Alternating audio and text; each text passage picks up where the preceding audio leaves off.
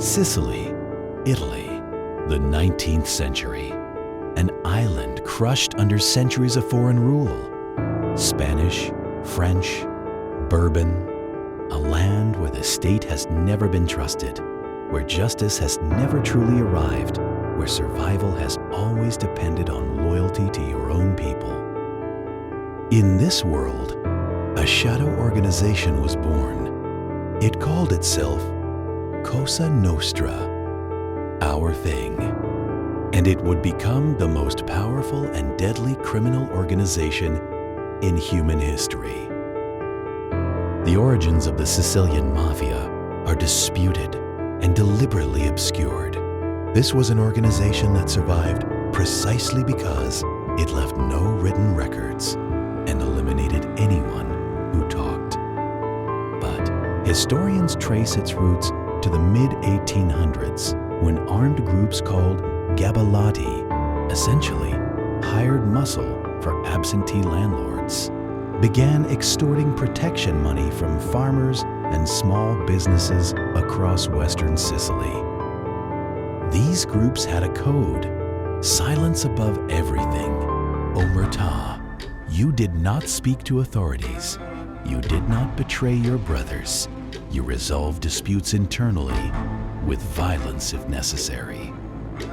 By the time Sicily was unified into the new Italian state in 1861, the Mafia was already embedded into the fabric of Sicilian society. Politicians needed their votes. Landowners needed their enforcement.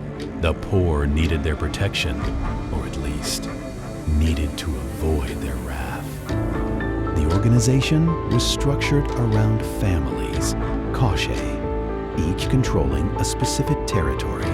Above the families, a governing body known as the cupola, or commission, coordinated major decisions and resolved conflicts between clans. At the top sat the capo dei capi, the boss of bosses. For decades, the Italian state officially denied the Mafia existed. It was embarrassing. It was complicated. And many of those in power had reasons of their own not to look too closely.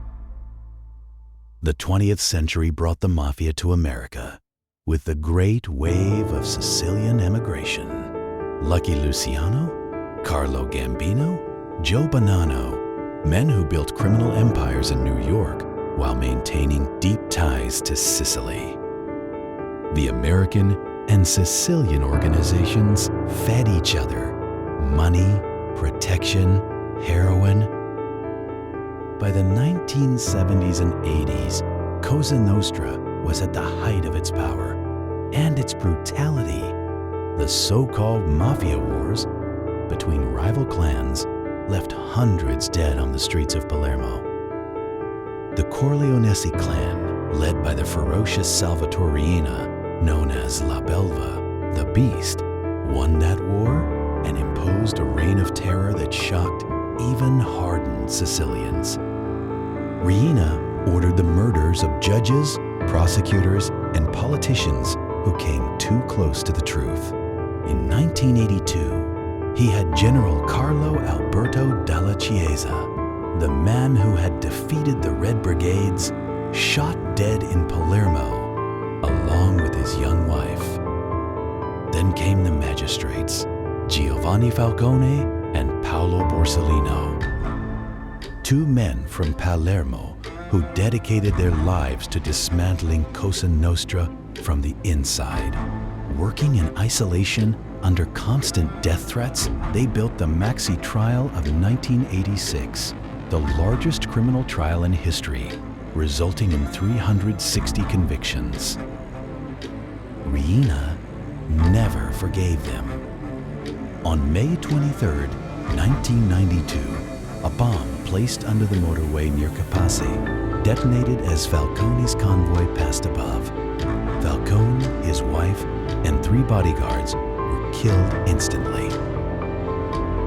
57 days later, on July 19, 1992, Borsellino was killed by a car bomb outside his mother's house in Via d'Amelio, Palermo. 5 bodyguards died with him. Italy wept, and then Italy finally enough to act. Riina was captured in January 1993 after 23 years as a fugitive. He died in prison in 2017, never having expressed a single word of remorse. Cosa Nostra still exists today, weakened, fragmented, driven underground, but present. In the villages of Western Sicily, in the suburbs of Palermo, in the silence of those who still know that some things are not spoken aloud. Omertà does not die easily. Thank you for watching Italian Shadows. If this story stayed with you, please subscribe to the channel, leave a like, and ring the bell so you never miss a story. Every single subscriber helps us keep these stories alive. We'll see you in the shadows.